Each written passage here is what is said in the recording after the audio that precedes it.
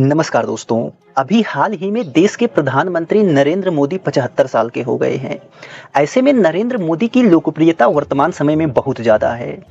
जैसा कि जब उनका जन्मदिन था तो उस दिन देखा क्या गया कि दुनिया के बड़े-बड़े नेताओं के द्वारा उनके लिए अच्छी-अच्छी बातें लिखी गईं, अच्छी-अच्छी अपील की गई।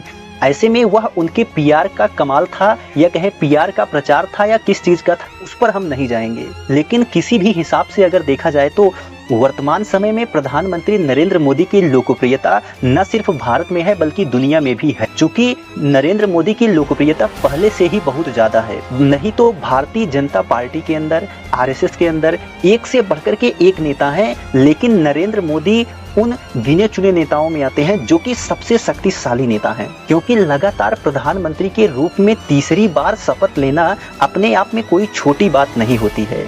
यहाँ तो देश की स्थिति यह है कि हर कोई बड़ा नेता यह चाहता है कि वह 1 महीने या 1 दिन के लिए ही प्रधानमंत्री बन जाए, लेकिन उसके नसीब में यह नहीं होता है।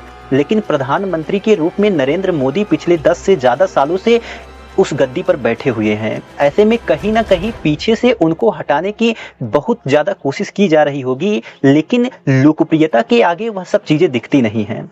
अब राहुल गांधी के द्वारा उनके ऊपर यह आरोप लगाया जाता है कि जो तीसरी बार नरेंद्र मोदी की सरकार आई है वह वोट चोरी करके आई है। अब वोट चोरी करके प्रधानमंत्री बने हैं या नहीं बने हैं, इसके बारे में कह पाना थोड़ा मुश्किल है, लेकिन इतना जरूर कहा जा सकता है कि नरेंद्र मोदी की लोकप्रियता वास्तव में और जमीनी स्तर पर है जरूर। ऐसे में आइए इनकी लोकप्रियता के पीछे के कारण को तलाशने की कोशिश करते हैं। मेरे दिल में बहुत दर्द है और वो दर्द मैं आज आपके सामने रखना चाहता हूं। जिसमें पहला है साधारण जीवन से शुरुआत। प्रधानमंत्री नरेंद्र मोदी के बारे में जब आप पढ़ेंगे तो उनके बारे में यह जानकारी निकल करके सामने आती है कि वह भी हमारे और आपके जैसे एक सामान्य परिवार से आते हैं और अपने शुरुआती समय में उन्होंने स्टेशन पर अपने परिवार को सहारा देने के लिए चाय भी बेची। ऐसे में उनकी इस कहानी से देश की अधिकतर जनता अपने आप को जुड़ा हुआ महसूस करती है। शायद यही वजह है कि जो उनका बैकग्राउंड साधारण परिवार से जुड़ा हुआ है, स्टेशन पर चाय बेचने से जुड़ा हुआ है, इस वजह से लोग उनके और भी दीवाने हैं। हो सकता है कि लोगों को लगता हो कि कोई ऐसा व्यक्ति उस पद तक पहुंचा है जो अपने में से निकल करके गया है। इसके साथ साथ दूसरा है संगठनात्मक अनुभव।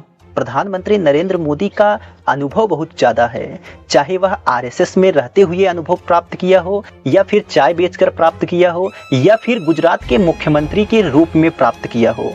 क्योंकि आरएसएस में काफी समय बिताने के बाद जब गुजरात के मुख्यमंत्री भी रहे तब जाकर के वह प्रधानमंत्री के पद के लिए उम्मीदवार बने।